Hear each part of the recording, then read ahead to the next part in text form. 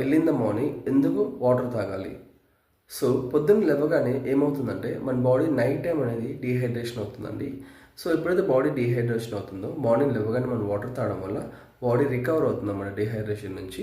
Cells repair అవుతాయి and దాంతోపాటు మనం యాక్టివ్గా ఉంటాము, డే మొత్తం ఎనర్జెటిక్గా ఉంటాము. సో దానివల్ల బాడీ అనేది చాలా క్లీన్ అండ్ నీట్గా ఉంటుంది. అండ్ దాంతోపాటు ఎంటీ స్టమక్తో మనం వాటర్ తాగడం కూడా బాడీకి వాటర్ బాగా అబ్జర్వ్ అవుతుంది.